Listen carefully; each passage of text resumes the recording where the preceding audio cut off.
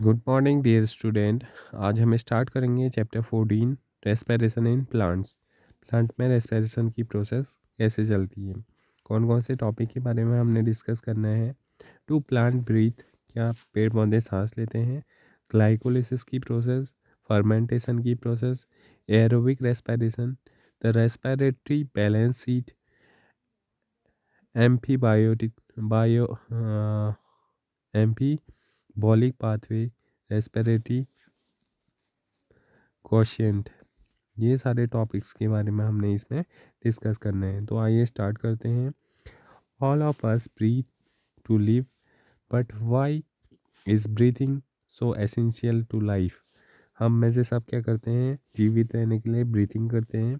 तो क्यों ब्रीथिंग करना एसेंशियल है हमारी लाइफ के लिए।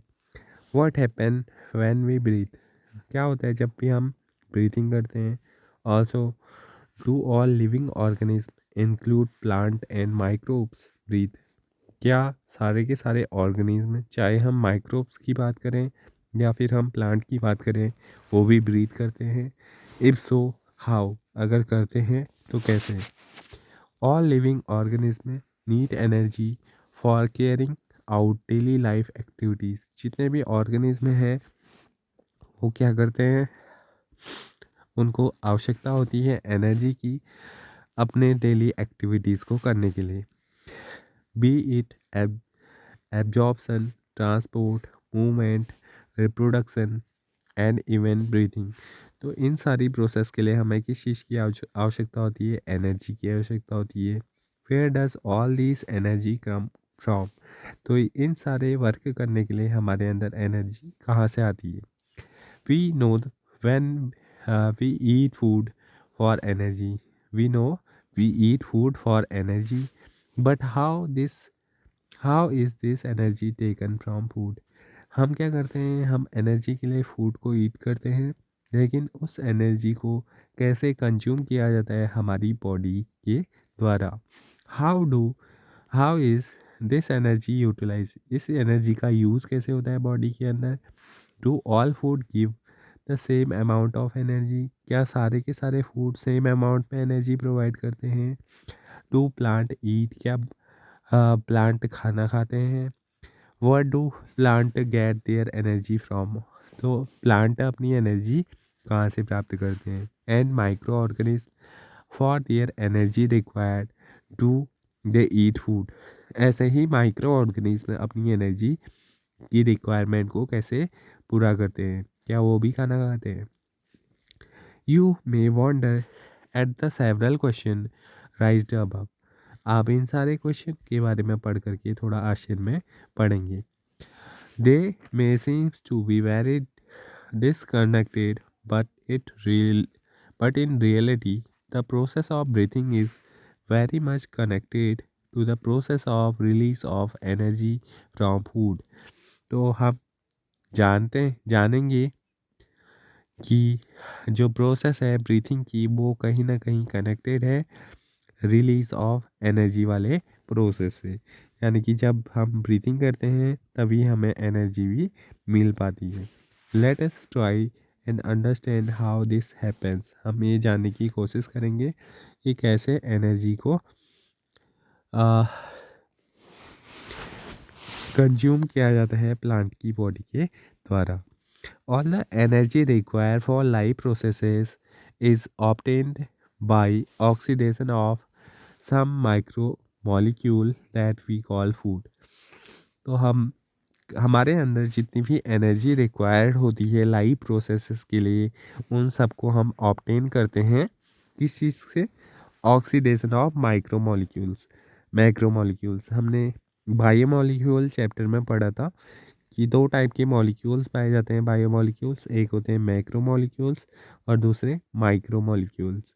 तो मैक्रोमोलिक्यूल्स के ऑक्सीडेशन से ही हमें क्या मिल पाती है, एनर्जी मिल पाती है। Only green plants and cyanobacteria can prepare their on food, केवल हरे पेड़ पौधे और जो साइनोबैक्टीरियाज हैं वो अपना फूड खुद प्रिपेयर करते हैं। By the process of photosynthesis, किस प्रोसेस के द्वारा, फोटोसिंथेसिस की प्रोसेस के द्वारा। They trap light energy and convert into the chemical energy that is stored in the bond of carbohydrates like glucose, sucrose and starch. जितने भी plant होते हैं वो क्या करते हैं, लाइट एनर्जी को कन्वर्ट करते हैं केमिकल एनर्जी के अंदर और उसे स्टोर कर देते हैं कार्बोहाइड्रेट जैसे ग्लूकोज, सुक्रोज और स्टार्च के किसके रूप में, बॉन्ड के रूप में. We must remember that in green plant too not all cells, tissue and organs photosynthesize. हम इस बात को भी जानते हैं कि ग्रीन प्लांट की सारी सेल्स या टिश्यू या फिर सारे ऑर्गन्स फोटोसिंथेसिस में पार्टिसिपेट नहीं करते हैं. Only cells containing chloroplast that are most often located in the superficial layer. केवल वो सेल्स जिनमें क्या पाई जाती हैं, क्लोरोप्लास्ट पाई जाती हैं और वो सबसे सुपरफिशियल लेयर होती है कैरी आउट फोटोसिंथेसिस. वो ही क्या करती है, केवल वो ही लेयर फोटोसिंथेसिस का वर्क करती है. Hence, even in green plant, all other organs, tissue and cell and are non-green need food for oxidation. तो इसके अलावा जितने भी पार्ट हैं, जितने भी अदर ऑर्गन हैं, टिश्यूज़ हैं या फिर सेल्स हैं जो ग्रीन नहीं हैं, उन सबको किस चीज़ की आवश्यकता होती है, फूड की आवश्यकता होती है. किस चीज़ के लिए, ऑक्सीडेशन के लिए, ताकि उन्हें एनर्जी मिल सके. Hence, food from the translocated to all non-green parts. तो इस प्रकार से जो फूड प्रिपेयर होता है प्लांट की बॉडी के अंदर लीफ में, वो ट्रांसलोकेटेड होता है उसके सारे नॉन ग्रीन पार्ट के पास. Animal are heterotrophic. एनिमल्स क्या होते हैं, हेट्रोट्रॉपिक होते हैं. वो फूड के लिए किस पे डिपेंड रहते हैं, अदर एनिमल्स पे. तो जो अदर एनिमल्स पे डिपेंड रहता है फूड के लिए उनको बोलते हैं हेट्रोट्रॉपिक और हेटेरोट्रॉप्स. और इस प्रोसेस को, इस फीडिंग मेथड को हेट्रोट्रॉपिक मोड ऑफ न्यूट्रिशन बोला जाता है. That is they obtain food from plants and animals. तो वो अपना फूड क्या करते हैं, प्लांट से डायरेक्टली लेते हैं, उन्हें हर्बीवोरस बोलते हैं. और इनडायरेक्टली अगर वो लेते हैं तो उन्हें कॉर्निवोरस बोला जाता है. ये हमने छोटी क्लासों में पढ़ा हुआ है. Sporophyte like fungi are dependent on dead and declining matter. जो स्पोरोफाइट्स होते हैं, स्पोरोफाइट जो डेड मटेरियल्स से अपना फूड ऑब्टेन करते हैं, उन्हें क्या बोला जाता है, स्पोरोफाइट्स बोला जाता है. इसके अंदर फंगीस आते हैं. ये जितने भी डेड मटेरियल्स हैं या डिक्लेइंग मैटर्स हैं उनसे एनर्जी कंज्यूम करते हैं. What is important to recognise is that ultimately all the food that is required for life processes comes from photosynthesis. सबसे इम्पोर्टेंट बात जो याद रखने की है वो ये है कि जितना भी फूड मटेरियल प्रोवाइड हो रहा है सारे लाइफ प्रोसेसेस को, या जितनी भी लाइफ प्रोसेसेस को रिक्वायर्ड है फूड मटेरियल की, वो सब कहाँ से मिल रहा है, तो फोटोसिंथेसिस की प्रोसेस के द्वारा बनता है. This chapter deals with cellular respiration. इस चैप्टर में हम पढ़ेंगे सेलुलर रेस्पिरेशन के बारे में और the mechanism of break down of food material within the cell to release energy. और हम क्या पढ़ेंगे इसके अलावा कि कैसे फूड मटेरियल को ब्रेक डाउन करने के लिए ब्रेक डाउन करने के बाद एनर्जी रिलीज होती है. And the trapping of this energy for synthesis of ADP. और इस एनर्जी के द्वारा कैसे एडीपी मॉलिक्यूल्स का सिंथेसिस किया जाता है. Photosynthesis of course takes place within the chloroplast. हम जानते हैं कि जो फोटोसिंथेसिस है वो कहाँ होती है, क्लोरोप्लास्ट के अंदर होती है, इन द यूकैरियोट्स में, where the break down of complex molecule to yield energy takes place in the cytoplasm. और वहाँ पर कॉम्प्लेक्स मॉलिक्यूल से एनर्जी को साइटोप्लाज्म के अंदर, वहाँ पर जो एनर्जी है वो कॉम्प्लेक्स मॉलिक्यूल के ब्रेकडाउन से कहाँ पर मिलती है, साइटोप्लाज्म के अंदर मिलती है, इन द माइटोकॉन्ड्रिया, और कहाँ पर, माइटोकॉन्ड्रिया के अंदर। ऑल्सो ओनली इन यूकैरियोट्स, और ये केवल किस में पाया जाता है, यूकैरियोट्स में पाए जाते हैं। The breaking of the C bond of complex compounds through oxidation within the cell leading to release the considerable amount of energy is called respiration। तो इनऑर्गेनिक मॉलिक्यूल्स के या कॉम्प्लेक्स कंपाउंड के सी बॉन्ड को break करने से अब जो oxidation हो रहा है सेल के अंदर, इसकी वजह से क्या हो रही है, इसकी वजह से एक कंसिडरेबल अमाउंट में एनर्जी रिलीज होती है, और इस पूरी प्रोसेस को ही रेस्पिरेशन बोला जाता है। The compound that are oxidised during the process are known as respiratory substrates. तो जो मॉलिक्यूल्स का यहाँ पर क्या होता है, ऑक्सीडेशन होता है, उसे रेस्पिरेटरी सबस्ट्रेट्स बोला जाता है।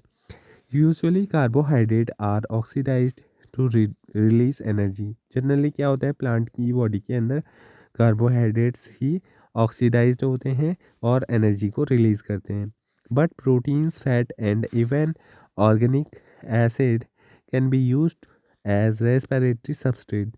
इसके अलावा भी प्लांट की बॉडी के अंदर प्रोटीन्स, फैट और अदर ऑर्गेनिक एसिड भी रेस्पिरेटरी सबस्ट्रेट के रूप में यूज़ होते हैं अंडर सर्टेन कंडीशंस। लेकिन वहाँ पर कुछ कंडीशंस होती हैं। During oxidation within a cell, all the energy contained in respiratory substrate is not released free into the cell। जितनी भी एनर्जी जो प्रेजेंट है सबस्ट्रेट के पास, वो पूरी की पूरी क्या है, नहीं होती है, रिलीज नहीं होती है सेल के अंदर, और इन अ सिंगल स्टेप, और केवल एक स्टेप में ही वो रिलीज नहीं होती है। It is release in a series of slow step wise reaction controlled by enzymes. ये जो एनर्जी का रिलीजमेंट होता है, ये स्टेप वाइज स्टेप और वेरी स्लो प्रोसेस के द्वारा एंजाइम की प्रेजेंस में कंप्लीट होता है, and it is trapped as chemical energy in the form of ATP. और उस एनर्जी को केमिकल एनर्जी के रूप में ट्रैप किया जाता है, और वो कौन सी केमिकल एनर्जी होती है, ATP, adenosine triphosphate. Hence, it is important to understand that the energy released by oxidation in respiration is not used directly but is used to synthesize ATP। तो जो एनर्जी यहाँ पर बनती है उसका हम डायरेक्टली यूज़ नहीं कर पाते हैं, उससे किस चीज़ का फॉर्मेशन होता है, ATP का होता है, which is broken down whenever and wherever energy need to be utilise. इस ATP मॉलिक्यूल का यूज़ तब किया जाता है या वहाँ किया जाता है जहाँ पर एनर्जी की आवश्यकता होती है। Hence ATP act as a energy currency of the cell. इसलिए हम ATP को क्या बोलते हैं, एनर्जी करेंसी भी बोलते हैं सेल की। This energy trapped in ATP is utilised in various energy requiring processes of the organism. और इस एनर्जी का यूज़ ऑर्गेनिज्म के अंदर जो डिफरेंट प्रोसेसेस चल रही हैं उनके लिए किया जाता है। And the carbon skeleton provided during respiration is used for precursor for biosynthesis of other molecule in the cell। और इसके अलावा यहाँ पर कार्बन स्केलेटन का प्रोडक्शन होता है रेस्पिरेशन के दौरान, जो क्या करता है, जो अदर बायोमोलिक्यूल्स के फॉर्मेशन में भी हेल्पफुल होते हैं। तो आज का लेक्चर यहाँ पर कंप्लीट होता है, इससे आगे हम नेक्स्ट वीडियो में देखेंगे। Thank you.